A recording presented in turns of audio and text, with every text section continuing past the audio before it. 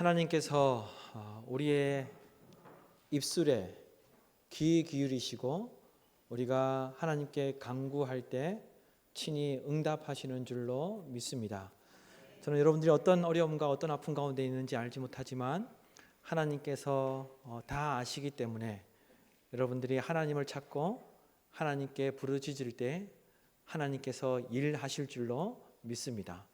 늘 하나님을 바라보며 기도하며 또한 기도의 자리를 지킴으로 하나님의 그 역사하심을 경험하는 우리 목민의 모든 성도님들이 되시기를 간절히 소망합니다.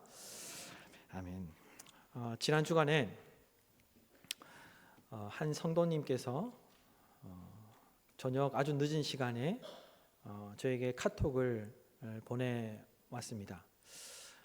저에게 카톡을 보내오신 성도님은 사정이 있어서 우리 교회에서 다른 교회로 옮기신 분이었는데 저녁에 아주 늦은 시간에 저녁에 카톡을 보내었기 때문에 제가 그날 저녁은 잔다고 이미 자고 있었기 때문에 저는 11시가 되기 전에 자려고 하기 때문에 그 뒤에 온 카톡이어서 제가 그날 저녁에 확인하지 못하고 그 다음 날 새벽에 그 카톡을 보고 굉장히 마음이 아팠고 또한 무슨 일이 있을까 그런 안타까운 마음이 들었습니다. 그 카톡의 내용을 짧게 말씀을 드리자면 이런 카톡이었습니다. 이런 내용이었습니다. 지금 제가 너무 힘드네요. 마음이 너무 아픕니다. 어떻게 해야 할지 몰라 목사님께 연락드렸어요. 늦은 저녁에 카톡을 보냈기 때문에 다음 날 제가 새벽에 확인을 하고 저는 정말 아주 심각한 문제가 있겠구나 그렇게 생각이 되어서 새벽에 카톡을 보자마자 제가 바로 답변을 드렸는데 그 성도님께서 다시 저에게 답신을 주셨습니다.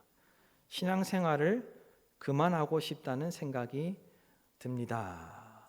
신앙생활을 그만하고 싶을 생각이 든다고 저에게 그 카톡을 보내신 거예요.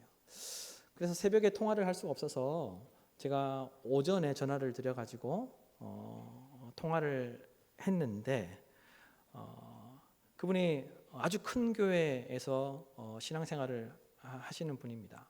그리고 밖에서 볼 때 그 큰 교회이기 때문에 모두가 다 좋은 교회라고 그렇게 이야기하는 교회였습니다.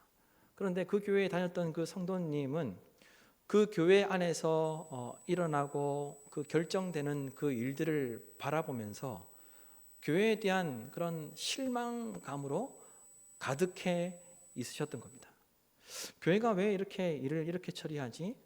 교회가 왜 이런 식으로 결정하고 판단하고 이렇게 하지라는 그런 생각을 가지시고 거기에 대한 실망으로 가득해서 교회를 2주 정도 안 나가고 계시는 가운데 저한테 카톡을 보내셨던 겁니다. 그래서 제가 집사님 그래도 교회는 출석하고 조용히 예배는 드리십시오. 그 교회 가는 것이 정 힘들면 집사님 마음에 맞는 혹여나 어떤 교회 이렇게 찾아보시면서 또 좋다고 생각되는 그런 교회가 있으면 그곳에 가셔서라도 예배는 꼭 드리십시오라고 그렇게 제가 말씀을 드렸습니다. 목사로서 교회에서 일어나는 일로 인해서 그것이 오해가 되었건 오해가 아니라 그것이 사실이 되었건 간에 목사로서 교회가 일어나는 일로 인해서 성도님들이 교회 안에서 아픔을 겪고 상처를 받게 되면 굉장히 안타깝고 마음이 아픕니다. 누구의 잘잘못을 떠나서 그런 일이 일어났다는 것 자체가 그리고 그 일로 인해서 성도가 아픔을 겪고 상처를 받고 더 이상 신앙생활을 하고 싶지 않다고 말할 정도로 그런 생각이 들 정도로 그런 일이 일어나게 되면 누구의 잘잘못을 떠나서 목사는 참 안타깝고 마음이 아픕니다. 여러분, 교회는 어떤 곳이 되어야 합니까? 오늘 이 자리에도 우리가 함께 예배드리는 이 자리에도 교회에서 아픔과 상처를 경험하고 우리 교회에 오시는 분들도 계시는 것으로 제가 알고 있습니다. 많은 분들이 등록하지 않고 그 이유 때문에 조용히 예배만 드리려고 하는 분들이 계시는 것으로 제가 압니다. 여러분, 교회는 어떤 곳이 되어야 합니까? 교회는 어떤 곳입니까?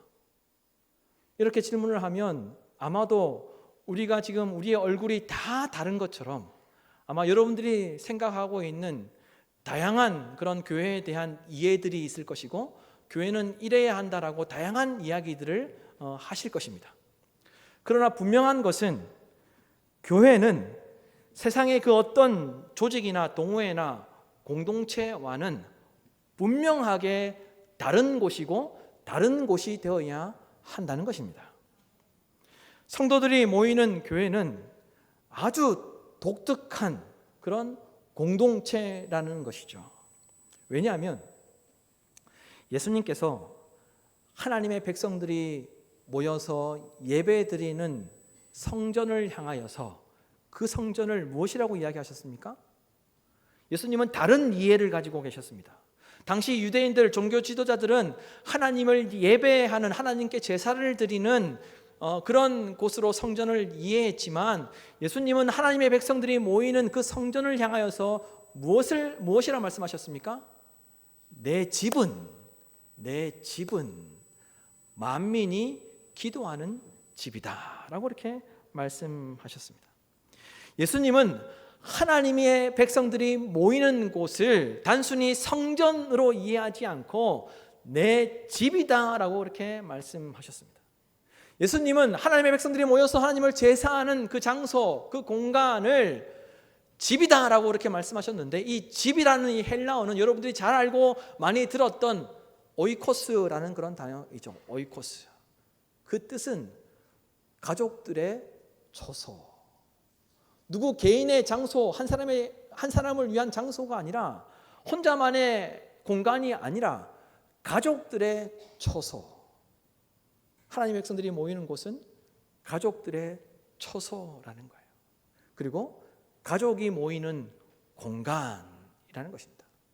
그러면 어떤 가족들이 모이는 공간입니까? 어떤 가족들의 처소입니까? 하나님을 아버지라 부르는, 하나님을 나의 아버지라 부르며 하나님을 우리의 아버지라고 믿고 고백하는 영적인 가족들이 모이는 공간, 영적인 가족들이 모이는 처소가 바로 우리가 모이고 있는 주님의 집이라는 것이죠. 오늘날 여러분, 모든 가정들, 우리가 지내고 있는 그 가정들에도 나름의 문화가 있습니다. 그리고 그 모든 가정들에는 나름의 질서가 있습니다. 그런데 교회도 마찬가지예요. 예수님께서 내 집이라고 말씀하셨던, 하나님의 백성들이 모이는 곳은 가족들의 처소라고 말씀하셨던 이 예수님의 집이 되는 우리의 모임, 여기에도 교회 공동체에도 문화가 있고 질서가 있다는 거예요. 어떤 문화가 있겠습니까? 하나님의 문화, 그리고 하나님의 질서에 따라 움직이는 곳이 바로 교회라는 곳이죠. 그래서 교회 공동체는 이 세상의 그 어떤 조직이나 집단이나 동호회나 공동체와 다르게 아주 독특한 하나님의 문화가 있어야 하는 곳이고, 하나님의 질서가 있어야 하는 곳이고, 하나님의 질서와 하나님의 문화에 따라서 움직이는 곳이 되어야 한다는 겁니다. 그래서 아주 독특한 공동체, 독특한 특성을 가지고 있는 교회라고 그렇게 말할 수 있는 것이죠. 그런데 여러분, 왜 교회가 아픕니까? 교회가 주님이 주신 사명을 감당하는 곳이 되어야 하는데 왜 교회에서 상처를 받습니까? 물론 여러 사람들, 그리고 죄의 본성을 가진 사람들이 모인 곳이기 때문에 여러 이유들, 여러 원인들이 있어서 교회 공동체 안에서 교회가 때로는 아프기도 하고, 교회의 아픔 때문에 교인들, 성도들이 상처를 받기도 하지만, 여러분, 교회가 아픈 이유, 그리고 교회 공동체에서 상처를 받는 이유는 우리의 몸이 영양분이나 호르몬의 결핍이 나타날 때 우리의 몸이 아픈 것처럼 교회도 교회도 영적인 결핍이 나타나기 때문에 교회도 아프게 되는 것이고, 영적인 결핍이 나타나기 때문에 교회에서 상처를 받기도 하는 것이죠. 교회에 영적인 결핍이 나타나면 어떤 현상이 나타나겠습니까? 세상의 문화와 세상의 질서가 들어오게 됩니다.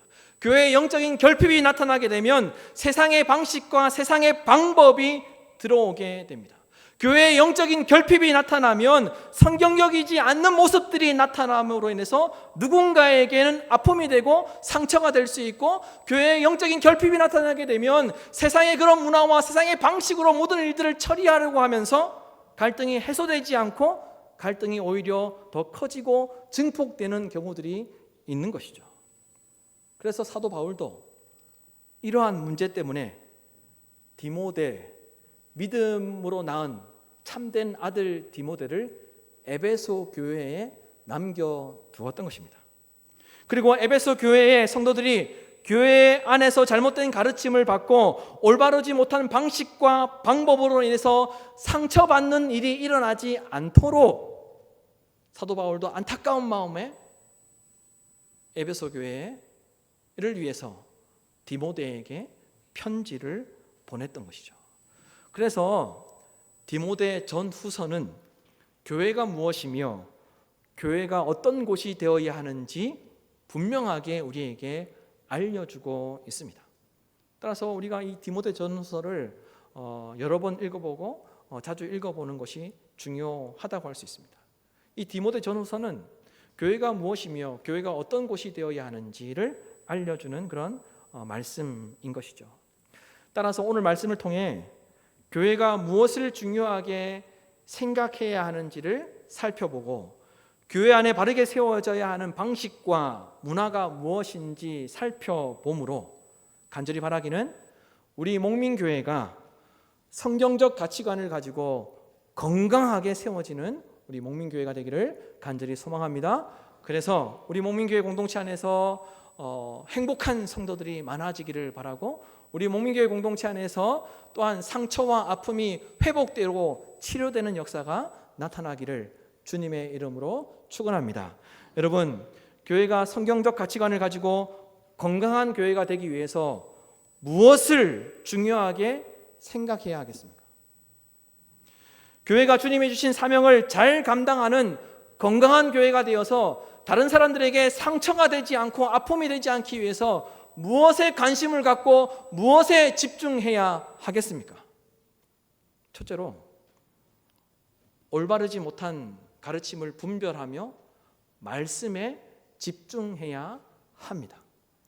교회는 성장이나 발전이 아닌 무엇보다 말씀에 관심을 가지고 말씀에 집중하는 성도들로 가득해야 주님이 주신 사명을 건강하게 감당할 수 있는 교회가 될 수 있습니다.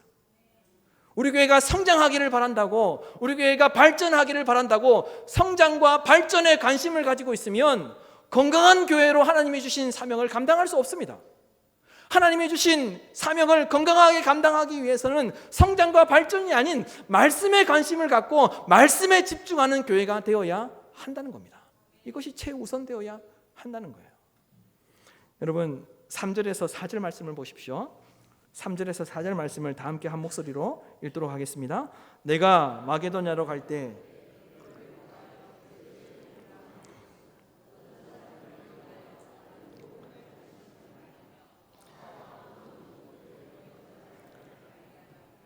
이런 것은 믿음 안에 있는 하나님의 경륜을 이름보다 도리어 변론을 내는 것이라. 아멘. 사도 바울은 에베소 교회 안에 있는 잘못된 가르침이 나타나고 있었기 때문에, 그리고 다른 교훈을 가르치는 사람들이 있었기 때문에 사도 바울은 디모데에게 편지를 보냈습니다. 에베소 교회에는 잘못된 가르침과 다른 교훈을 가르치는 사람들로 인해서 하나님의 질서가 파괴되고 있었고, 또한 하나님의 방식과 방법이 아닌 것들로 인해서 교회가 병들고 있었고, 실제로 교회가 변질되어서 그래서 교회 안에 성도들이 아픔을 겪고 상처를 받고 있는 일들이 일어나고 있었습니다.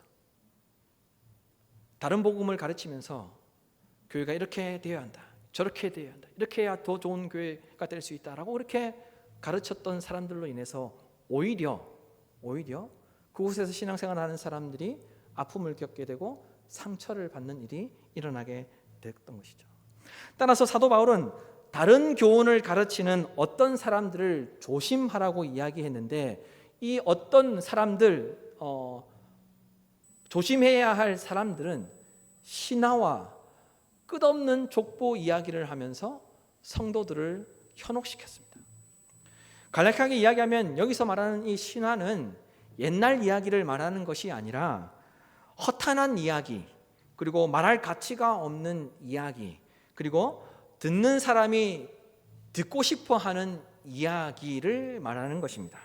그러니까 듣는 사람이 들어야 할 이야기를 했던 것이 아니라 듣는 사람이 듣고 싶은 이야기를 하는 사람들이 있었던 거예요. 그런데 이게 올바른 이야기가 아니라 다 허탄한 이야기였고 들을 가치가 없는 그런 이야기였던 겁니다. 그래서 이 공동번역 성경에서는 이 신화라는 이 말을 꾸며낸 이야기라고 번역하였습니다. 꾸며낸 이야기. 에베소 교회 공동체 안에 성경에 없는 이야기를 꾸며내서 하나님의 말씀이라고 가르치는 사람들이 있었던 거예요. 그래서 사도 바울은 너희가 말씀을 들을 때 잘 분별해야 한다. 그리고 하나님의 말씀이 무엇을 이야기하고 있는지 관심을 갖고 집중해야 한다라고 이렇게 권면하였던 것입니다. 또한 끝없는 족보 이야기를 해서 정신을 팔리도록 한다는 말은 쉽게 말하면 구약의 인물들에 대한 특별한 열망을 가지게 하였습니다. 구약 성경에 나오는 그 인물들의 우상시하면서 그 인물들을 닮아야 한다라고 그렇게 강조하였습니다. 그래서 성경에 나오는 사람들의 족보에 성도들이 자신을 대입시킴으로 인하여서 내가 그 사람처럼 되었다고 우월의식을 갖도록 하였습니다. 나는 성경에 나오는 누구와 비슷한 그런 신앙생활을 하는 사람이야 라고 생각하면서 자기 스스로를 대단하게 우월의식을 갖도록 하는 그런 가르침들, 그렇게 가르치는 자들이 있었다는 것입니다. 이와 같이 교회 안에 잘못된 것을 가르치는 사람들이 성경에도 없는 새로운 것들을 만들어내서 사람들을 현혹시켰고, 그리고 쓸모없는 것들을 가르쳐서 행하게 함으로 말씀에 집중하지 못하도록 하는 일들이 에베소 교회 공동체 안에 일어나고 있었던 겁니다. 그래서 그렇게 해서는 안 된다는 것을 이야기하고 있는 것이죠. 예를 들면 교회 공동체 안에 지도자들이라는 사람들, 말씀을 가르치는 사람들이 자기 개인이 가지고 있던 야망과 욕심을 숨기고 비전이라는 것으로 잘 포장해서 자기의 야망과 욕심을 비전이라는 것으로 잘 포장해서 성도 여러분, 좋은 교회가 되기 위해서는 이렇게 해야 합니다, 저렇게 해야 합니다, 우리 교회가 더 부흥하기 위해서는 이렇게 해야 합니다 라고 그렇게 성경에도 없는 이야기를 하는 사람들이 있었다는 거예요. 그러면 사람들이 거기에 혹해서 우리 교회가 더 좋은 교회가 되려면 저렇게 해야 되구나, 이렇게 해야 되구나, 말씀에는 관심을 갖지 않고 이런저런 다른 일에 관심을 가지는 사람들이 있었던 거예요. 그런데 그 일로 인해서 어떤 일이 일어났습니까? 교회 공동체 안에서 아픔을 경험하고 상처받는 사람들이 나타나게 되었던 것이죠. 그래서 너희들이 하나님의 말씀을 잘 분별해서 들어야 하고 하나님의 말씀에 집중해야 한다고 사도 바울이 디모데에게 그렇게 편지를 썼던 것입니다. 여러분, 우리는 신앙생활하면서 잘못된 가르침과 성경에 없는 이야기에 대해 분별할 줄 알아야 합니다. 우리 교회가 비교하기에 따라서는 목회자가 설교할 때 어떤 분이 보기에는 아멘을 많이 하는 교회라고 생각할 수도 있고, 또 어떤 분이 보기에는 아멘을 안 하는 교회라고 그렇게 생각할 수도 있지만, 여러분, 아무 생각 없이 아멘해서는 안 된다는 거예요.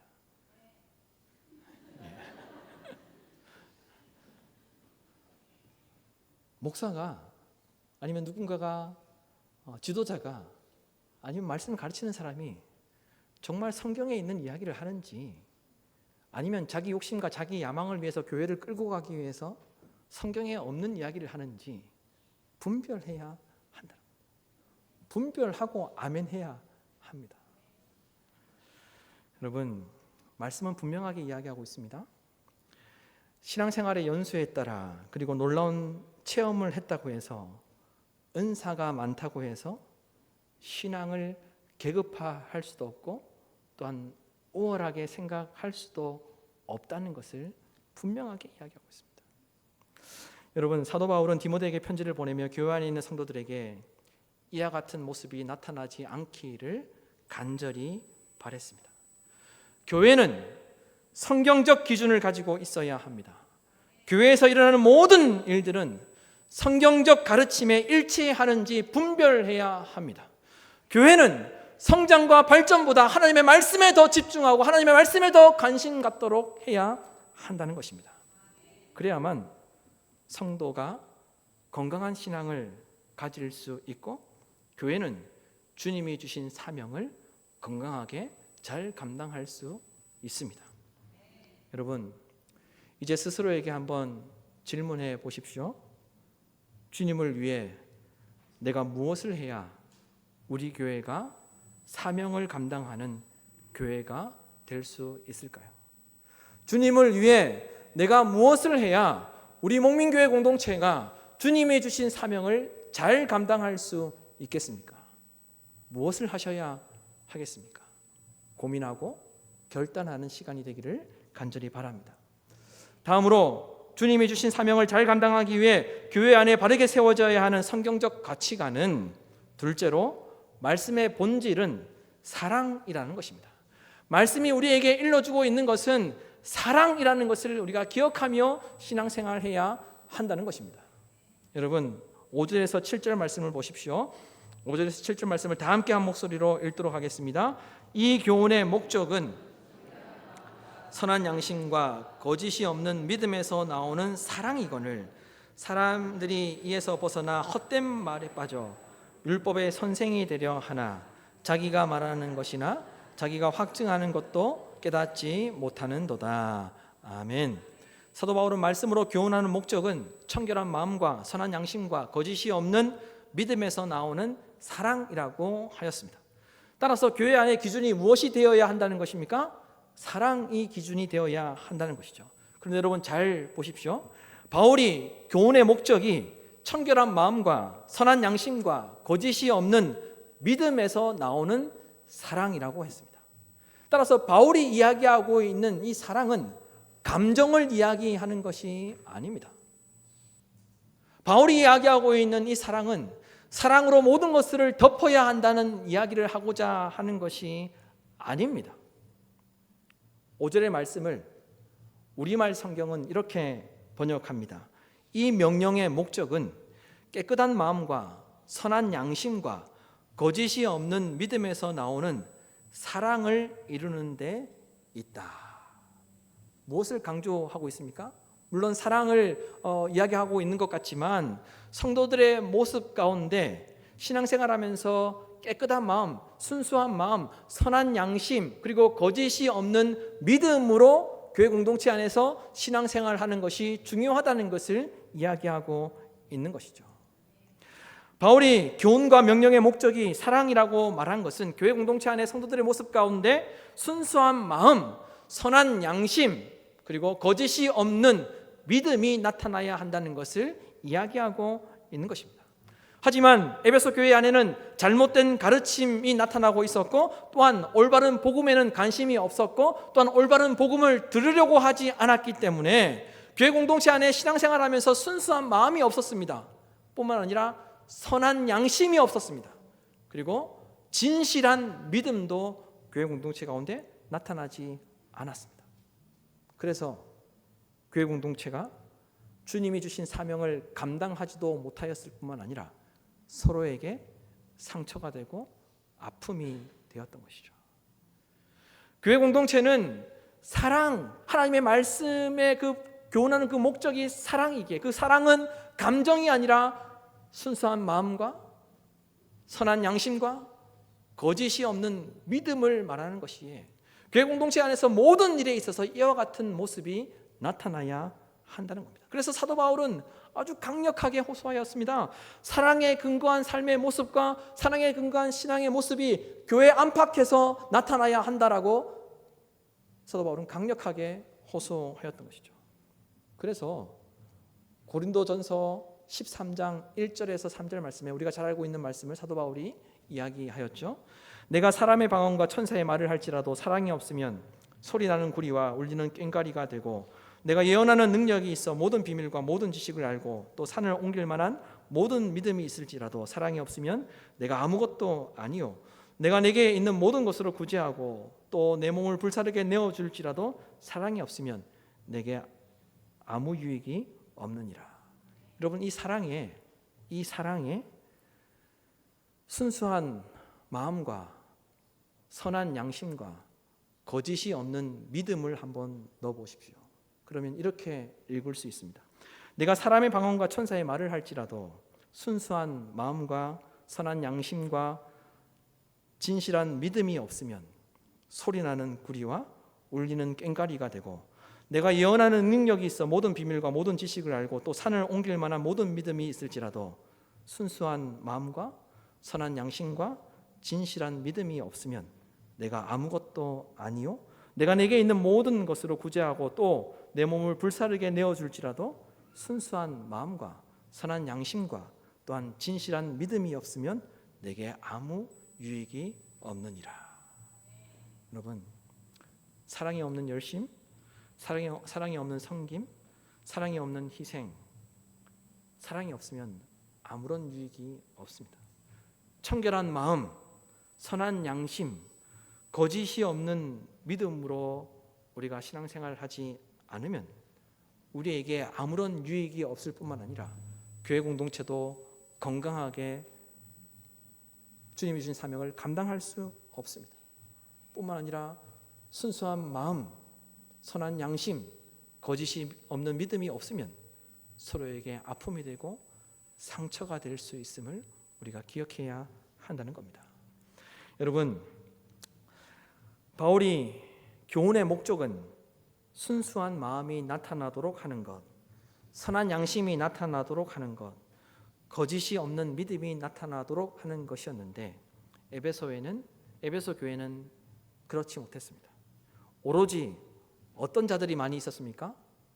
선생이 되려고 하는 사람들이 많이 있었습니다. 그래서 이래라 저래라, 교회는 이래야 한다, 이게 맞다, 저건 틀렸다, 이래야 되지, 왜 우리 교회는 이래? 선생이 되려고 하는 자들, 평가하고 판단하려고 하는 선생들만 많았던 것이죠. 왜 선생이 되려고 하는 사람들이 그 에베소 교회 공동체 안에 많았습니까? 높아지려고 하는 욕망 때문에, 그리고 영적인 결핍 때문에, 그리고 하나님의 말씀이 없어서, 복음이 그들에게 없어서 선생이 되려고 하는 자들만 많았던 것이죠. 여러분, 말씀으로 명령하고 교훈하는 모든 가르침의 본질은 사랑입니다. 따라서 교회 안에 나타나야 하는 방식과 방법도, 그리고 어떤 일을 결정할 때에도, 그리고 사역하는 사역의 원리도 말씀의 본질에 따라서 사랑이 되어야 합니다. 저는 우리 목민교회가 순수한 마음과 선한 양심과 거짓이 없는 믿음을 바탕으로 하는 사랑이 충만한 우리 목민교회가 되기를 간절히 소망합니다. 여러분, 이를 위해서 내가 무엇을 해야 하는지 스스로에게 질문해 보십시오. 주님을 위해 내가 무엇을 해야 우리 목민교회가 주님이 주신 그 사명을 건강하게 잘 감당할 수 있는지, 내가 무엇을 해야 하는지 고민해 보시고 주님께 물어보는 저와 여러분 우리 모두가 되기를 간절히 소망합니다. 마지막으로, 교회가 영적인 결핍에서 벗어나 아프지 않고 사명을 잘 감당하는 교회가 되기 위해 셋째로, 하나님의 영광을 나타내기 위해 직분을 감당해야 합니다. 나의 섬김과 나의 봉사가 나를 드러내기 위함이 아니라 하나님의 영광을 나타내기 내기 위함이 되어야 서로에게 아픔이 되지 않고 상처가 되지 않는 건강한 교회가 될 수 있다는 것입니다. 여러분 8절에서 11절 말씀을 보십시오. 8절에서 11절 말씀을 다 함께 한 목소리로 읽도록 하겠습니다. 그러나 율법은 사람이 그것을 적합하게만 쓰면 선한 것임을 우리는 아노라.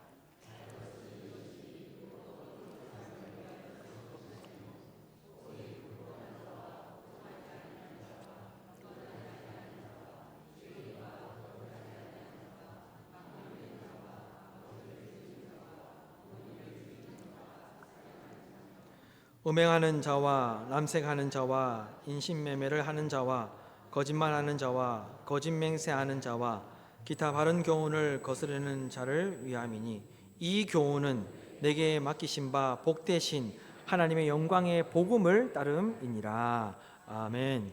사도 바울은 율법이 다 쓸모없는 것이다라고 이야기하지 않았습니다. 거짓된 자들, 바른 교훈을 따르지 않는 자들, 그리고 죄를 짓는 자들이 하나님께로 돌아오게 하는 데 있어서 좋은 것이고 선한 것이다 라고 이렇게 이야기하였습니다.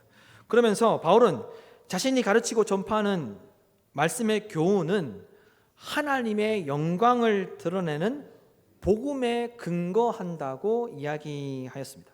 따라서 이 율법을 지킴에 있어서 자기의 의와 자기의 자랑이 되어서는 안 된다는 것을 분명하게 이야기하고 있습니다. 내가 율법대로 산다고 해서 자랑해서는 안 된다는 거예요. 내가 이 율법대로 산다고 해서 인정받으려고 해서는 안 된다는 거예요. 이 율법을 지킴에 있어서 하나님의 영광이 드러나야 한다는 것을 분명하게 이야기하고 있습니다. 복음의 내용은 하나님의 영광을 드러내는 것이기 때문에 교회에서 모든 것은 오로지 하나님의 영광을 드러내는 일들과 판단들과 결정들이 되어야 한다는 것을 이야기하고 있습니다. 복음은 하나님의 영광을 위해서 가르치고 있다라고 그렇게 이야기한 것입니다. 하지만 당시 교회 안에 있는 지도자들 그리고 잘못된 것을 가르치는 자들은 율법의 바른 정신에서 벗어나서 자기들을 위해서 율법을 이용했습니다. 자기들의 기득권을 지키기 위해서 가르치는 자로 높은 자리에 앉아서 자기들의 그 힘을 자랑하고자 율법을 이용했습니다. 하나님의 영광을 드러내기 위해서 섬기고 봉사하고 하나님의 영광을 드러내기 위해서 하나님의 말씀을 나누어야 하는데 하나님의 말씀과 율법으로 자기들의 영광을 받고 자기들의 인정을 받고 자기들의 자랑을 위해서 그와 같은 모습들이 그들에게서 나타나고 있었다는 것입니다. 여러분, 예수 그리스도를 믿는 성도와 성도들이 모인 교회는 모든 일에 있어서 하나님의 영광이 드러나고 있는지를 고민해야 합니다. 무엇인가를 결정하고 판단할 때 하나님의 영광을 위한 것인지 깊이 고민하고 생각하고 결정하고 판단해야 한다는 겁니다. 하지만 어떻습니까? 오늘날 많은 교회들이 복음을 말하지만 실제로 말씀을 율법주의적으로 가르치고 그것을 지키라고 행위를 강조하면서 교회는 가르치는 자들로 인하여서 권위주의적으로 변질되고 말았습니다. 교회 공동체의 지도자들이 말씀을 가르치는 자들이 말씀을 강조하면서 이대로 살아야 합니다. 이렇게 살아야 합니다라고 그렇게 이야기하면서 그렇게 하지 못하는 자들에게 권위주의적으로 바뀌고 변질되고 말았던 것입니다. 목사라고 할지라도 목사의 영광을 위해서 목회하는 것이 아니라 목사의 영광을 위해서 말씀을 가르치는 것이 아닌데 계속해서 말씀을 가르치다 보니까 스스로 착각하는 거예요. 높은 자리에 있는 줄 알고 그래서 권위를 내세우게 된 것입니다. 모든 것이 하나님의 영광을 위한 도구가 되어야 하는데 목사도 하나님의 영광을 위해서 사역하지 못하는 일들 그리고 교회 지도자들도 교회에서 말씀을 가르치는 자들도 하나님의 영광을 드러내지 않는 모습들이 교회 공동체 안에서 나타나고 있었던 거예요.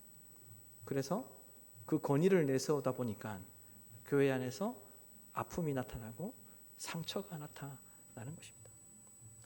여러분, 이러한 모습들이 교회 공동체 안에 있을 때 하나님의 영광이 나타날 수 있을까요? 저는 아니라고 생각합니다. 여러분, 교회가 왜 아픕니까? 교회에서 왜 상처를 받습니까? 하나님의 영광을 위해 복음에 합당한 사고를 하지 않아서 교회가 아프죠. 하나님의 일을 한다고 하는 우리가 복음에 근거하여 하나님의 영광을 드러내야 하는데 말씀과 사랑의 결핍으로 인해서 하나님의 영광이 드러나지 않기 때문에 성도가 아프죠.